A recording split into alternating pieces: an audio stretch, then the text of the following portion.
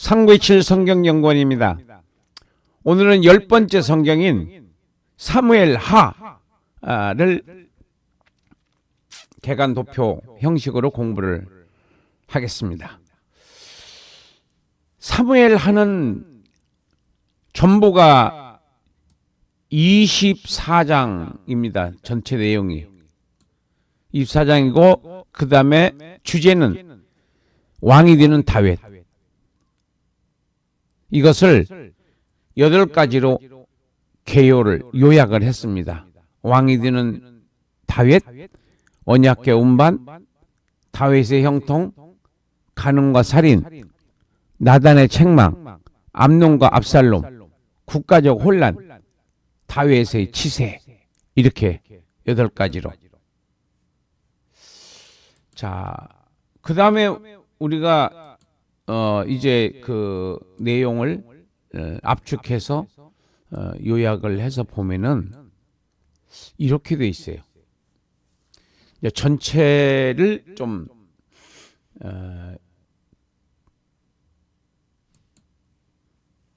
그 압축을 해서 보면은 이렇게 3가지로 되어 있습니다. 대단한 주제가 이렇게 3가지로 되어 있어요.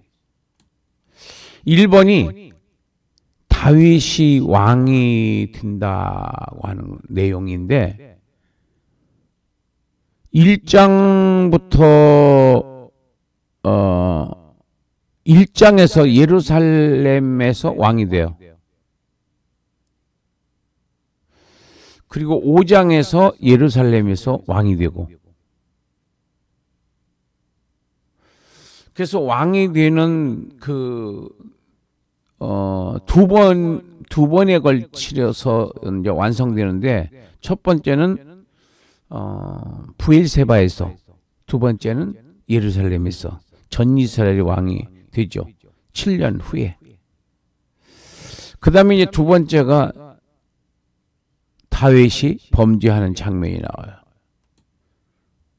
간음하고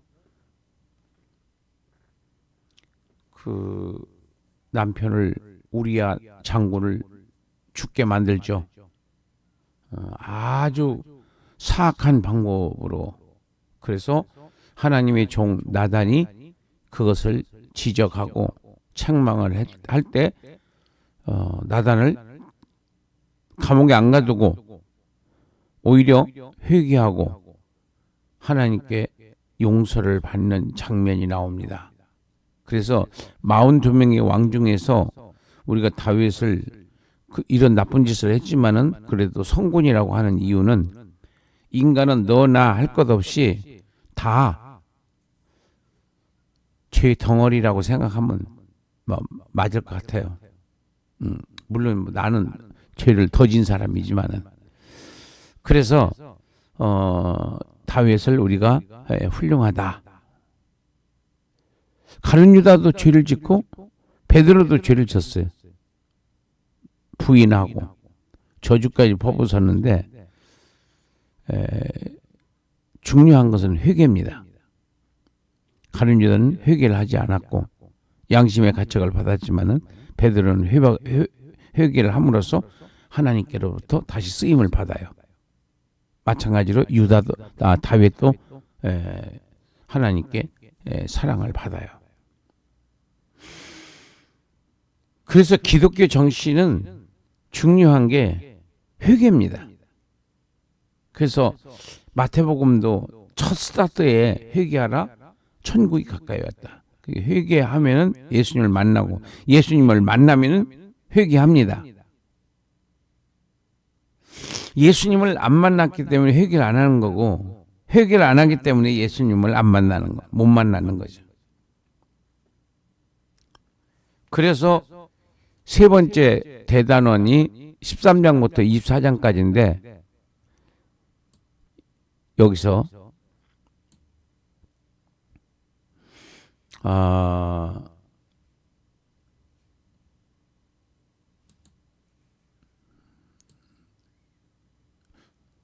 이 죄가 얼마나 무서운 건지를 여기서 설명을 하고 있는데, 죄의 파괴력, 다윗의 가문뿐만이 아니라 국가적 재앙으로 발전하는 것을 보면서 아, 죄가 무섭구나 이런 것을 경험을 하게 됩니다. 자, 이렇게 해서 언제든지 그 성경을 딱 시작할 때에 사무엘 하든 창세기든 마태복음이든 이 개관을 한 거하고 개관을 안 하는 거하고는 엄청난 차이가 있습니다. 왜냐하면은 전체 내용의 그림을 볼 수 있어요. 전체.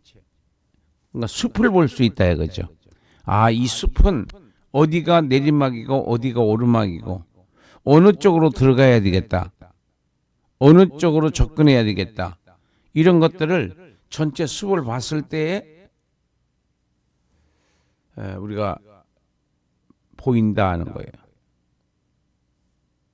그래서 덜 헤매죠.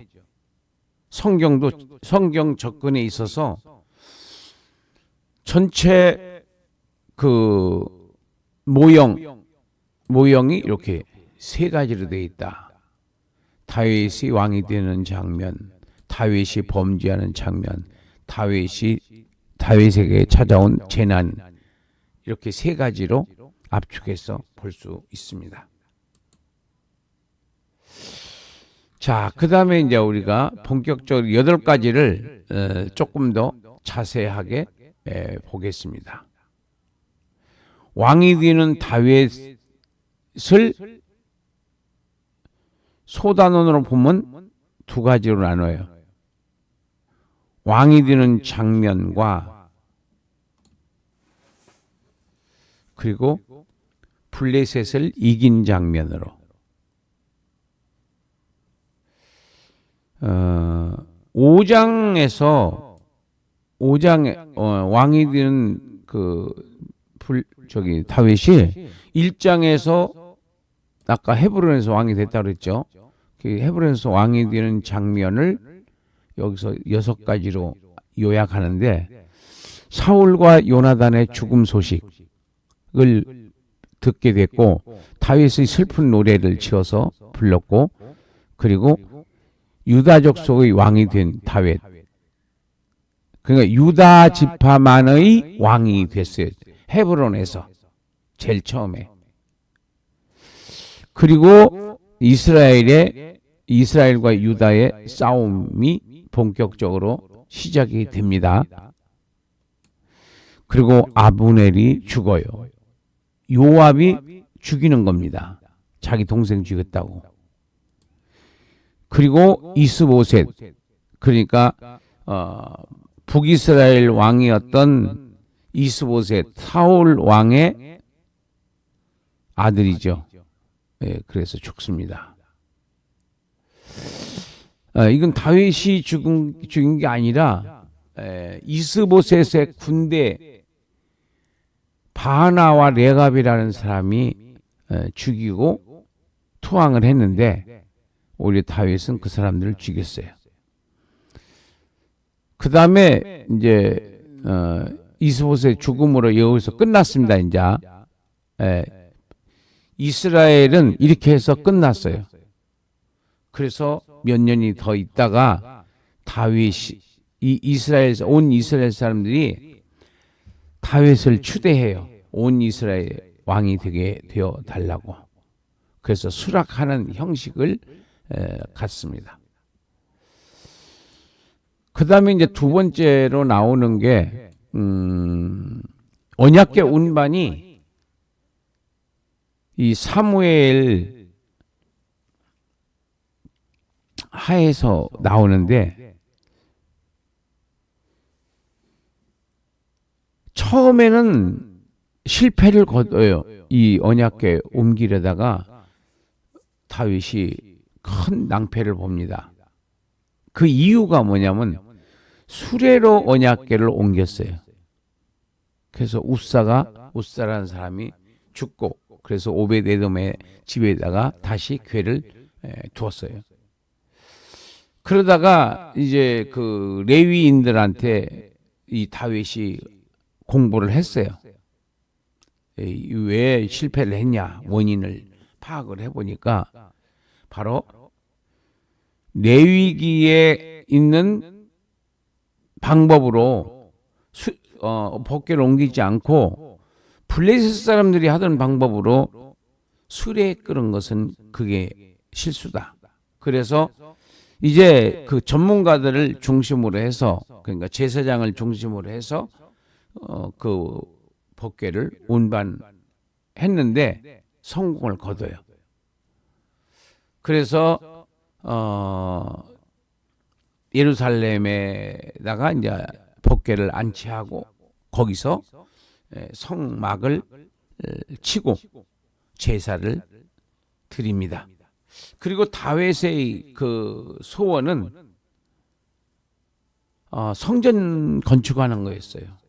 근데 끝내 건축하지 못하고 아들에게로 넘겨주게 됩니다. 그러나 이 아들이 다윗이 이 성전 건축을 할 수 있는 모든 제반 사항을 다 준비를 합니다. 솔로몬은 그냥 뭐라 그럴까, 쉽게 성전도 그리고 그 왕궁도 지을 수 있었어요. 아버지가 다 해놨기 때문에. 그래서 이제 여기서 7장이 굉장한 하나님과 다윗과의 언약 체결이 기록되어 있어요. 그러니까 다윗을 하나님께서 많이 축복해 주시는 장면이 7장에 나옵니다. 세 번째로 다윗의 형통입니다. 주변 국가들을 다 점령합니다. 블레셋, 모압, 소바, 아람, 선물을 보내는 하맛 왕, 종이 된 에돔, 이거 다 그 다윗이 정복을 해요.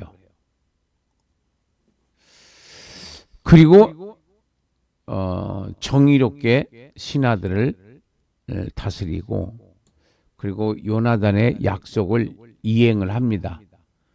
요나단의 후손인 아들인 무비보셋을 호의로 베풀어줘요. 그 잘 대합니다. 그리고 왕의 상에서 먹을 수 있도록 그렇게 특권을 부여하기도 합니다. 그리고 암몬과 아람 징벌을 해서 완전히 이 동쪽, 북쪽, 남쪽, 서쪽은 바다니까, 그래서 그 주변 국가를 다 어떻게 보면 통일했다고 그럴까? 그럴 정도로. 그래서 42명의 이스라엘 왕 중에서 가장 그 확장이 넓게 된 때가 바로 다윗 왕 때이다, 이렇게 볼 수 있겠습니다. 자, 그 다음에 네 번째는 간음과 살인. 자, 다윗과 그 밧세바와의 동침은 그 당시나 지금이나 왕 제도를 하는 나라들은 좀, 그때는 그때라고 치고, 지금도 왕 제도를 하는 나라들은 대체적으로 좀 미개하다라고 볼 수 있어요. 왕을 위한 왕에 의한 왕의 정치였으니까. 그러나 지금은 국민을 위한 국민에 의한 국민의 정치를 하는 게 정상적인 나라고, 김정은처럼 저렇게 독불장군으로 뭐 그냥 국민으로 생각하지 않고 그냥 노예로 생각하는 저런 사람들은 왕과 같이 행세를 하죠. 지 맘대로 하니까. 자, 그러니까 그거는 후진국이었을 때에는 이제 그렇게 하는 겁니다. 그러나 이제 게임에는, 국민들이 게임에는 그렇게 못하죠. 다윗과 밧세바의 그 동침으로 말미암아 우리아를 죽입니다. 왜 그러냐면 우리아가 너무 정직하고 정말 충성스러운 종이었는데 자기 의도대로 안 되니까 다윗이 죽입니다. 자, 여기서부터 문제가 이제 생기는 겁니다. 그 우리아를 죽이려는 계략을 요압에게 봉투에 써서 보내줍니다. 밧세바를 그리고 아내로 삼습니다. 아주 우리가 그 인간적으로 봤을 때, 도덕적으로 봤을 때는 정말 나쁜 사람이죠.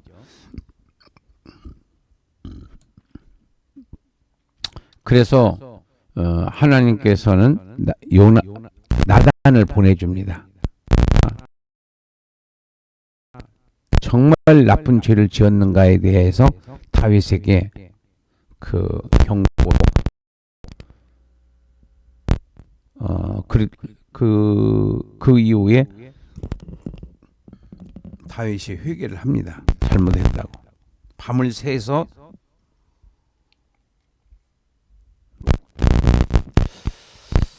그다음에 이제 하나님이고 하나님의 위로 그래서 금식을 거두게 됩니다. 그리고 솔로몬을 낳아요. 암몬의 라빠성을 함락합니다. 요압 왕이 라빠성을 한번 가본 적이 있어요.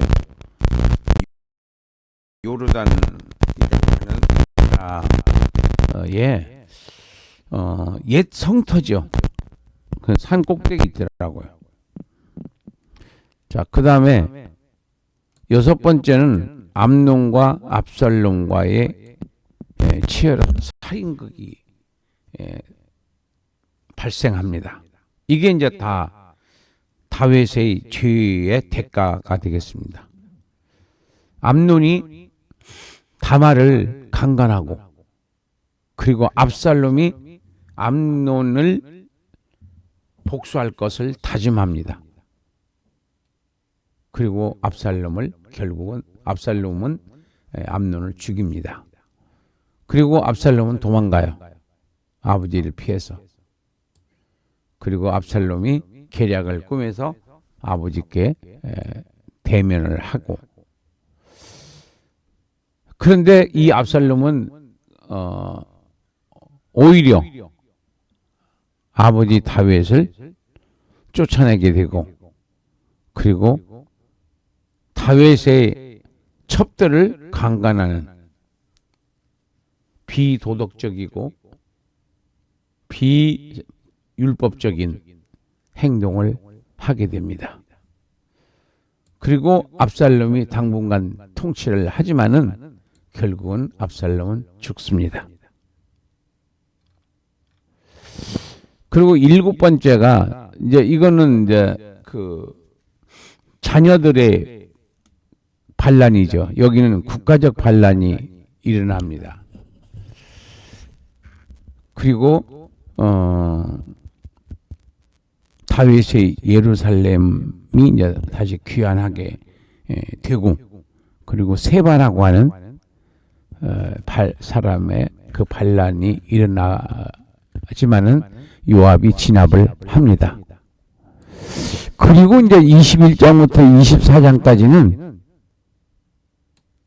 첫 번째가 3년의 기근, 블레셋을 물리친 영웅들, 다윗 왕의 노래, 이렇게 좀 별도의 얘기인데 이건 역사적 사건이라기보다는 그때 그 다윗 왕 시대 때 어떻게 정치를 했는가, 이 부분에 대해서 좀 정리를 해서 제일 뒤에다가 달아놨다고 봅니다. 이렇게 해서 우리가 이제 개간도표를 우리가 다 봤고, 그리고 자, 이 도표는 사무엘 상하를 도표화하면은 이렇습니다. 그러니까 이 성경을 개관해야지 그 모양이 나와요. 구조가 나온다? 그렇게 말해야 되나? 구조, 모양. 그래서 사무엘상과 사무엘하를 같이 놓고 보면은 우리가 사무엘상하, 열왕기상하, 역대상하 이것을 계속 같이 놓고 볼 건데 같이 놓고 봐야 그 흐름을 이해할 수 있어요. 역사의 흐름을. 이 6권은요.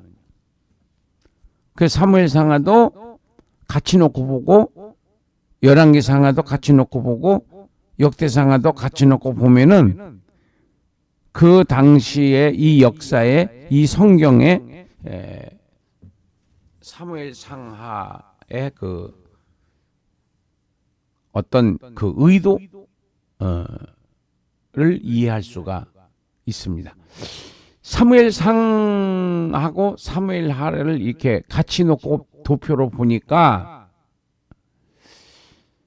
사무엘상이 60년 그리고 사무엘하가 7년 반하고 3년.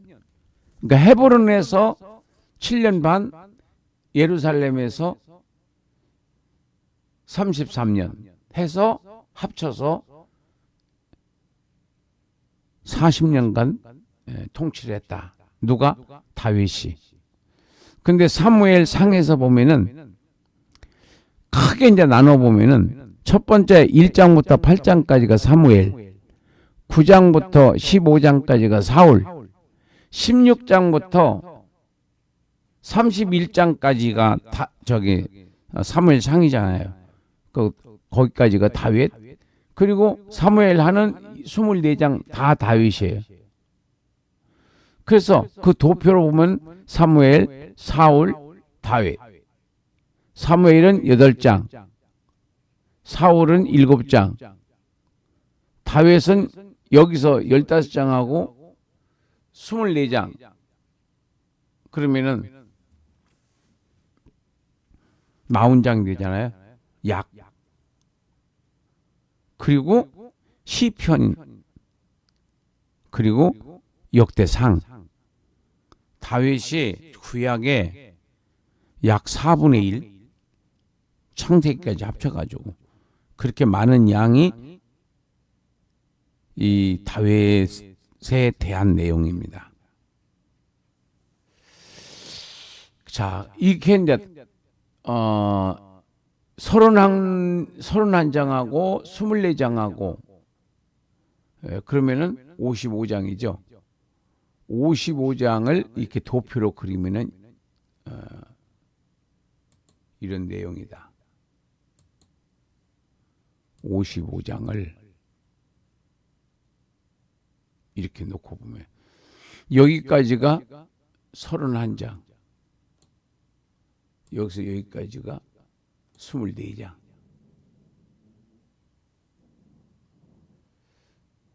자, 그 다음에 사무엘상이 31장, 사무엘하가 24장. 그래서 사무엘, 다윗, 그리고 여기서부터 여기까지가 다윗이라는 거예요. 구조가 보이죠? 마지막 사사 사무엘, 초대왕 사울, 선정된 다윗, 그리고 여기는 내란, 범죄, 갈등. 자, 이게 이제 상하를 놓고서나 보면 이렇다는 거고, 여기는 이제 하만 놓고 보면은 이런 모양이다. 하만 놓고 보면. 하만 놓고 보면은 24장의 구조를 우리가 어떻게 봐야 되느냐? 다윗의 승리, 10장까지 잘 갔습니다. 근데 11장에서 범죄함으로 말미암아 쫙 내려오는 거예요. 이게 다윗의 신앙이에요. 신앙에 따라서 국가가 흥망성쇠가 결정되는 것을 볼 수 있어요.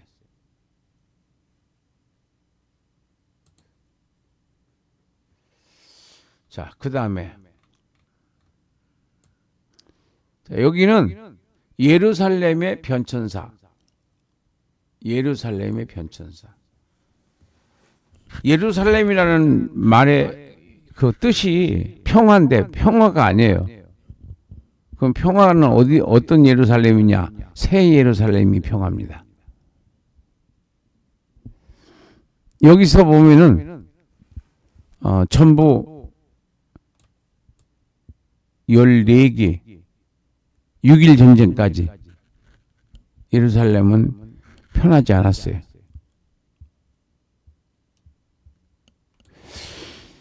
자, 다윗이 예루살렘을 수도로 정한 게 BC 1000년, 지금부터 3000년 전.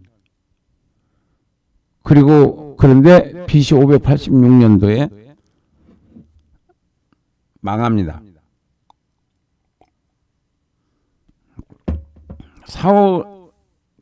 사무엘이 나라를 세운 지 500년이 채 되기도 전에 망해요. 그리고 바벨론이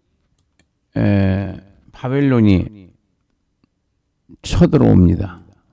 바벨론 BC 580년. 그 다음에 알렉산더 대왕이 BC 332년에 그 다음에 마카비 혁명, 그 다음에 헤롯 왕,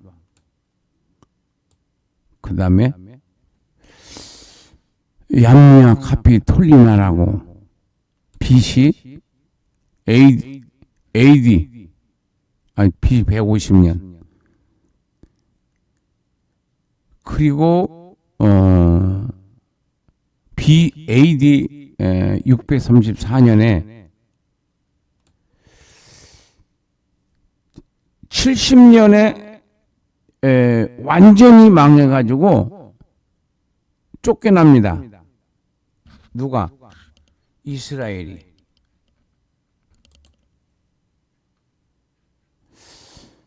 그리고 알리아 카피톨리나, 그 다음에 칼리프 오마르, 그 다음에 십자군 점령, 그 다음에 이집트 점령, 그 다음에 터키, 그 다음에 유대인 귀환.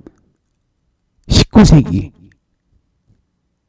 이것을 이제 시오니즘이라고, 시오니즘 운동이 19세기에 일어나게 되는데, 결정적으로 일어나는 게 히틀러 사건입니다. 영국 통치하에 있다가 영국으로부터 독립이 되는 게 1948년 5월 14일이 되겠습니다. 그 다음에 이스라엘 독립 1948년 5월 14일 날.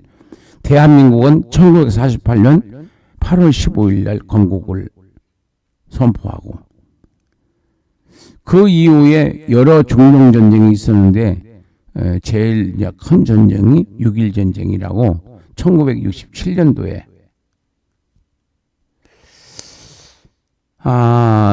그때만 해도 6.1 전쟁 이전만 해도 작은 공간뿐이었었는데 6.1 전쟁 때 시나이 반도까지 다 이스라엘이 이깁니다.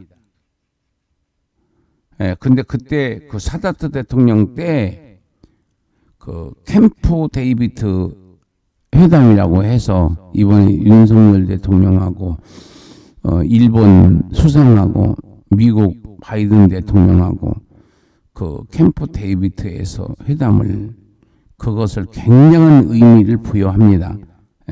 굉장히 중요한 부분이 되겠습니다. 그래서 이 6.1 전쟁 이후에 이집트의 사다트 대통령하고 이스라엘 수상하고 그 다음에 그 당시에 대통령 이름은 내가 모르겠습니다. 미국 대통령 누구였는지 그 미국 대통령하고 3개국이 그 캠프 데이비드에서 만났습니다. 만나서 회담을 해서 시나이 반도를 이집트로 물려주고 그리고 이제 미국으로부터 많은 또 달러를 받았겠죠. 배상으로. 그렇게 해서 화해를 시킵니다. 미국이. 자, 이후에 거기서부터 이제 예루살렘이 완전히 이스라엘 안으로 들어와 버렸어요. 그 당시에. 그리고 요르단은 요단강 건너로 다 밀려나 버리고, 그리고 갈릴리 호수도 완전히 이스라엘 것으로 시리아를 완전히 물리쳐 가지고 헬몬산 바깥으로 내보냈습니다. 그래서 그 갈릴리 호수가 이스라엘로서는 젖줄입니다. 젖줄. 생명선이에요. 그 갈릴리 호수가 있어야 살아갈 수가 있어요. 물이. 그래서 이 부분에서 이제 큰 승리를 거둔 거죠. 이스라엘이. 자, 이렇게 해서 우리가 자료를 통해서 사무엘 하를 한번 정리를 해봤고, 이제 여기서는 결론을 내리겠습니다.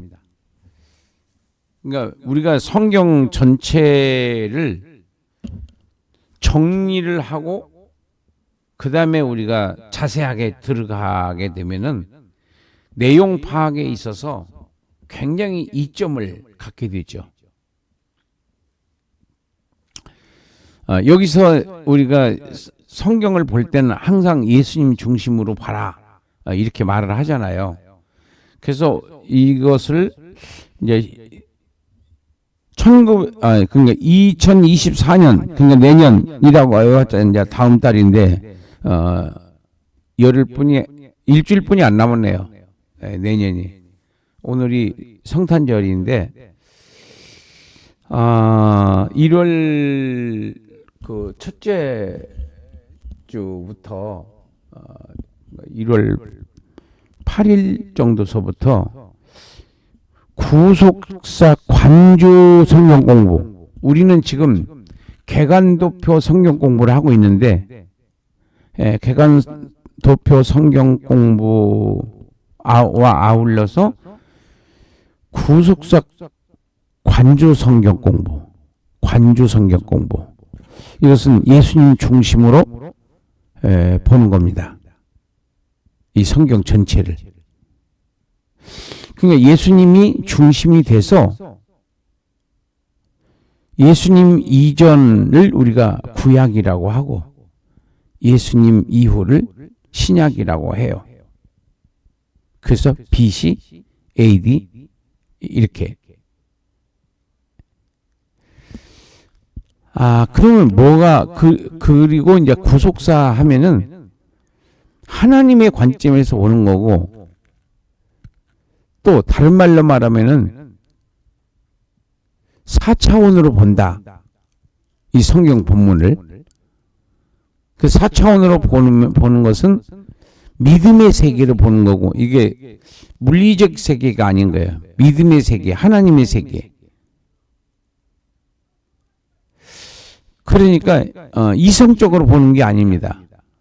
이성을 초월한 바로 하나님의 관점으로 성경을 보게 되면은 거기서 바로 영생이 있고 치료가 있고 기적이 있고, 그리고 천국 완성.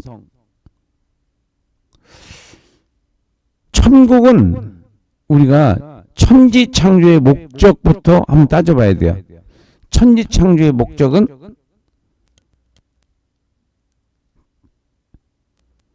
천국 완성을 위한 과정의 첫 번째 과정이다. 천국 완성을 위한 첫 번째 과정이 천지창조. 두 번째는 아브라함 선택을 통해서 이스라엘을 건국하시고, 세 번째 바로 예수님이 초림을 하셔서 십자가에 못 박혀 죽으시고 부활하시는, 승천하시는 거예요. 네 번째가 바로 그 복음을 전하게 하기 위해서 성령 강림. 그래서 그때부터는 이제 이스라엘만의 하나님이 아니라 전 세계의 하나님으로 바로 확장하시고 세계 복음화가 시작이 됩니다. 이게 이제 천국, 그러니까 구약은 천국 완성을 위한 서론이라고 볼 수 있어요. 구약은 천국 완성을 위한 서론이다. 천국 건설의 과정에서 서론의 과정이 구약이고, 본론이 예수님과 성령, 예수님 초림과 성령 강림이 본론이고, 결론이 바로 예수님 재림으로 천국이 완성된다. 이렇게 5가지로 요약할 수가 있겠습니다. 자, 그렇게 보는 눈이 바로 4차원, 즉 구속사, 이렇게 볼 수가 있겠습니다.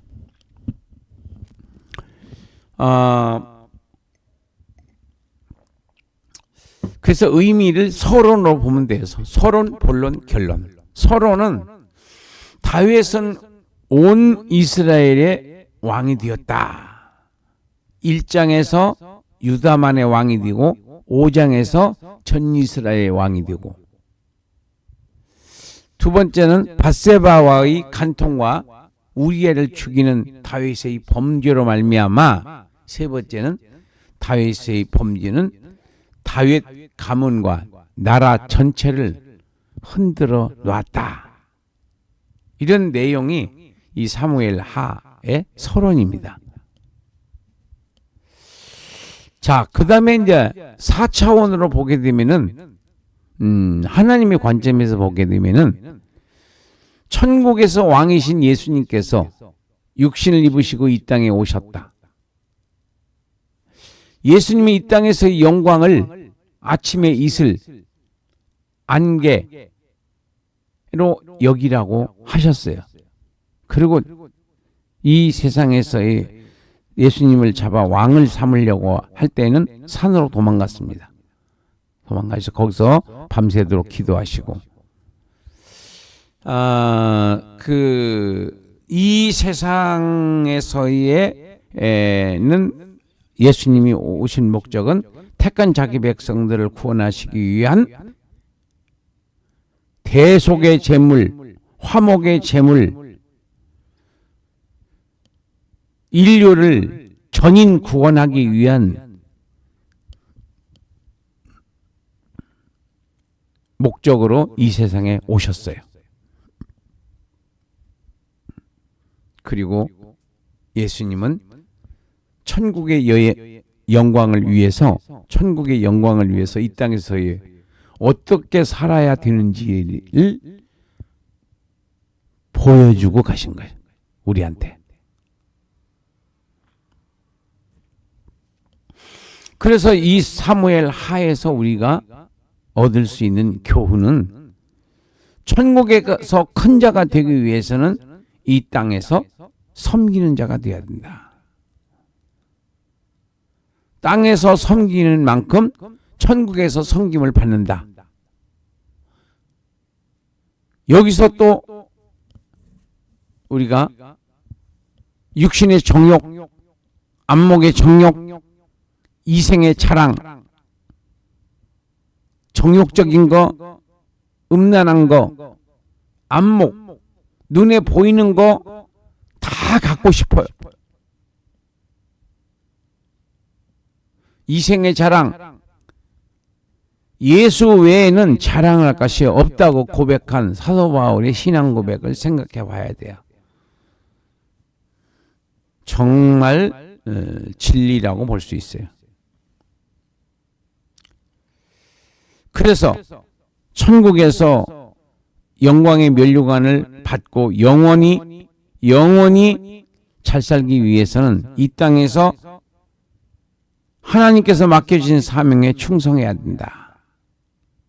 마음을 다하고 뜻을 다하고 정성을 다해서 나에게 맡겨주신 하나님의 사명을 사심 없이 최선을 다해서 충성하는 모습을 보이고 가신 예수님의 발자취를 우리가 따라가야 되고, 또 우리의 믿음의 선배들 중에서 정말 귀하신 분들의